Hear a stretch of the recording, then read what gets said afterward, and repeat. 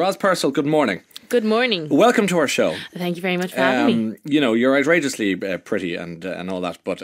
Ryan, stop. Yeah, I know. Yeah. But no, I'm just saying that because you sauntered in here and it was like something, you know, you just stepped off from the magazine pages of Paris Vogue. Okay. And the reason I'm saying this is because we took a picture of, you know, Beauty and the Beast, and we're going to put it up on our Facebook page now for people to see, and that will explain what we're dealing with here this morning. The main thing is you're here to talk about, among other things, Celebrity Bannister. Celebrity Bannister, yes, which you're involved. When's it on?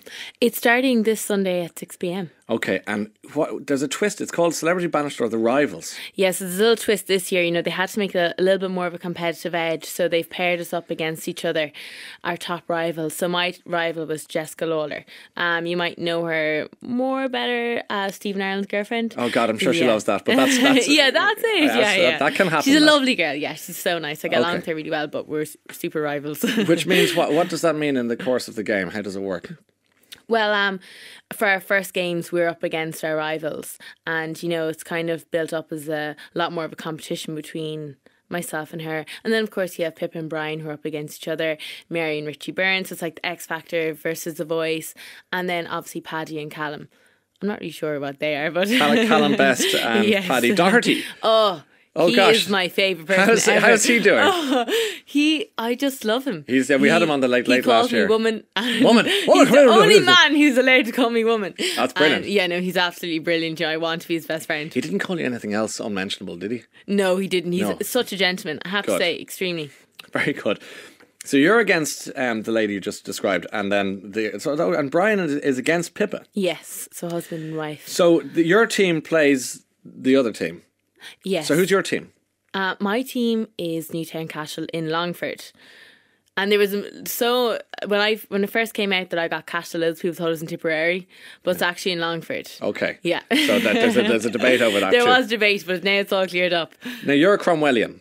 Yes, I am. So so that would explain. You don't have a strong accent, but I'm glad to say you don't have a Dublin 4 accent, which is good. No, God, no, I couldn't get one of those. But you should see me on the side and of GA pitch. My country accent comes out very badly. And is it similar to those when you phone home and you talk to your mammy and then you come off the phone? You see, my parents have such neutral accents. My mum's a teacher, so she's very articulate, and she has a very extremely. A lot of people think my mother's English, so. So she's got almost the elocution lessons. Yes, she does, and she always corrects me. She'll probably be listening to me now and ring me afterwards and said, say, "I can't you believe didn't pronounce anything correctly." And your dad?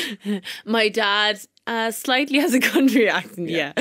You get it from your dad. Yes.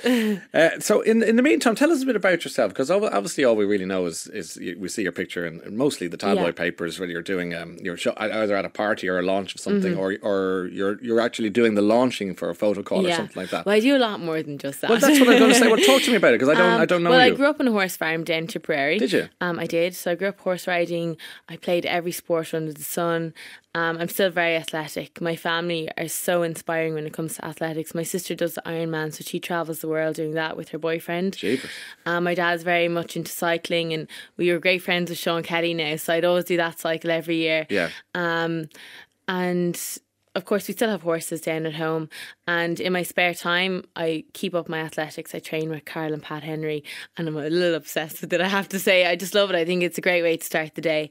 And do you have any bad habits? Bad habits? Yeah. Oh, I have a sweet tooth, a major sweet tooth. Yeah. Okay. What's your sweet of choice?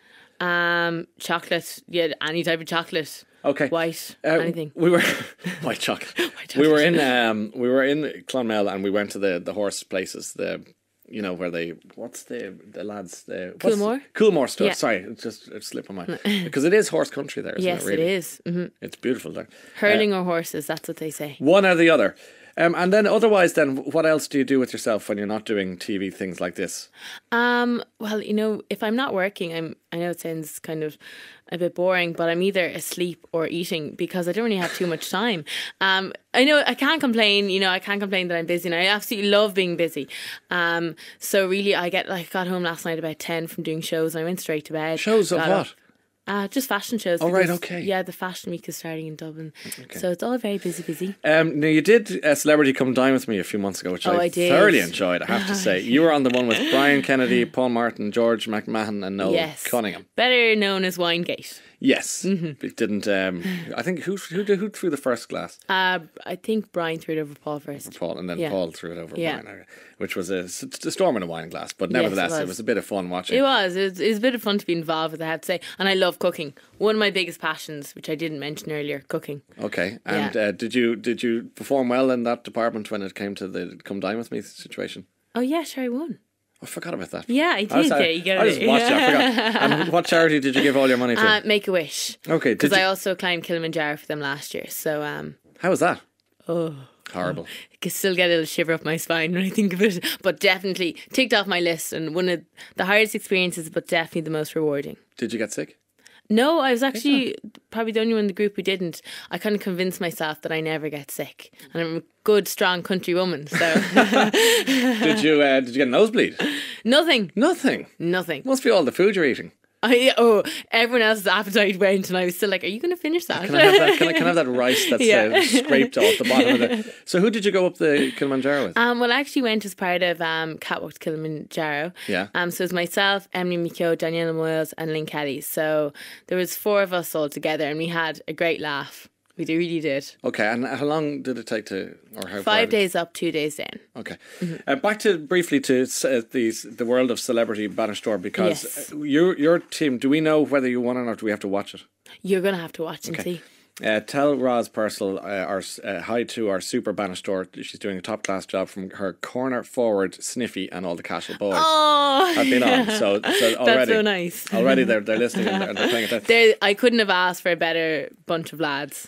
Really couldn't. When I was going to ask you something about when you walked into the dressing room to all those boys, how did that go down? Well, of course, like you're walking up to it, and I see it's not even the dressing room, like going in to meet the boys. It's like there's a whole town of people waiting for you. And you're like, how does one react to this? Yes. I felt like, why are they all here to see me? But you just kind of have to go with it and walk into the group of lads, and they're just jeering you on, and all I can really do is laugh, and I just kind of had to make light of the matter, and I was like, oh my God, I felt kind of a bit like, you do feel a little bit like a piece of meat, but then you just kind of feel like, how am I going to really make them listen to me and respect me? That was going to be my hardest challenge. Yes. But and how did you overcome that? Because obviously they'd say, right, here's one of the most beautiful women around the place, and she's in our dressing room, and we're all hormonal boys. So how did you make them see beyond the superficiality of the beauty? I think once anyone gets to know me, they probably find out I'm like the most unmodelled model there is. I'm kind of really a big lad. Are you? So I think all of the guys know now. They're like, oh, Roz is just like, I eat more food than them. Like, I'd go out training with them. So are you saying... And I really like to get down and dirty, get my hands dirty on the pitch, so... I don't believe you. No, I do. No, I think that's just a lie. I really do. And as well, honesty. I went in and I said, listen, lads, I know nothing about this, so you're going to have to help me, because you obviously want to win as much as I do. That they must have given them great heart to know that you know nothing. Yeah. So are you just a kind of a tomboy trapped in the body of a model? Yes. Essentially. Yeah. You like to go out and mess and roll in the grass and all that sort of stuff. Big time, climbing trees. But God cursed you with that figure and face. Yeah, he did, but I always tried poor to... thing. Yeah, poor thing, yeah. Go on, you were going to say? Yeah, but I have to say that, like, this experience has definitely been, like, out of everything I've ever done, like Miss Universe, something like that, I know this might sound a bit silly, but Celebrity Bannister has been one of the most rewarding, because it's just like I've adopted like 32 new brothers.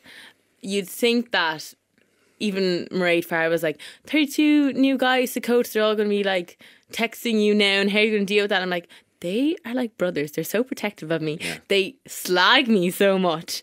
But I have to say, I've never felt like I've had more friends in my life, and they're all so genuine. We've been talking on the show this morning about people who are 20-something. You're 20-something. And, there was a lady on talking about her son who's 22. Oh, I heard that. She stays in bed. He stays in bed. It drives her nuts. And then a lot of people in their 20s got on to say, well, do you know what? We really work hard. We're a good generation. Would you tally with that? Oh, big time. I have to say, maybe it's the people I surround myself with, but they're all such hard workers. I know myself, I can't sleep in past 6:30 in the morning. I'm up, already went training this morning, and I have a long day ahead. And a lot of my friends are the exact same. And I find the more and more you push and motivate yourself, the more you'll be willing to carry that on. Once you get stuck in a rut, it's easier to continue getting up late and stuff like that. So you think he's just going, well, she's not going to give out to me anyway, might as well just stay here. Yeah, you know, you really have to motivate the people who are around you. And you know, you'll find that everything in life becomes so much easier once you just clear your mind. And the early worm does catch the birds. So, and it is true for everything, 100%. So you're the early bird. I am. And here you are this morning. Catching the worms. Indeed. But you're heading out. You don't have a boyfriend? No, I don't. I haven't had one since Miss Universe Ireland. I think it's cursed. When is Miss Universe Ireland? So when was that? Oh, that was, I think it was 2.5 years ago. Yeah. Okay, well that would seem extraordinary to a lot of men listening this morning. So why is that?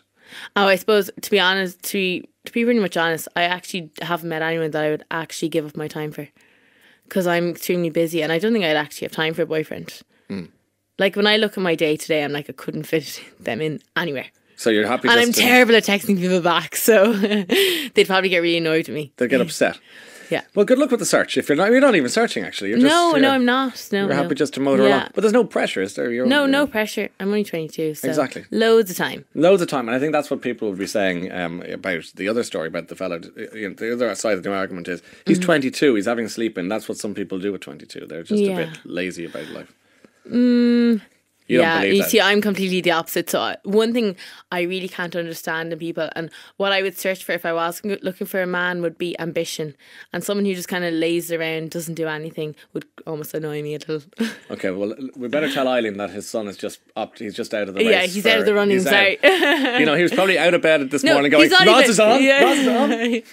He's still in bed now, he's not listening. Okay, well, we got to leave it there, Roz. Thanks for coming along to say hello. Thanks for having me. And is your mum teaching today? She is, yeah, but she'll definitely be listening, having all the children listening in class as well. Will she? Oh, definitely. What school is she? Let's say hello. Killarney National School. Okay. We love you, Miss Purcell. She'll love that. She'll love that. Have a good day. You're heading off to do a photo call now, and then you've got other things to do. Yes, photo shoot later on the day with the good man himself, Barry McCall. Oh, Barry McCall, super photographer. And then this evening, do you have... This evening, my dad's coming up because it was my birthday to weekend, so he's coming up for some dinner with me, so I'm going to cook him some nice food. Daddy's girl. Yeah. Roz, what a pleasure to have you in the studio this morning. Thank you so much. Thanks for coming to see us.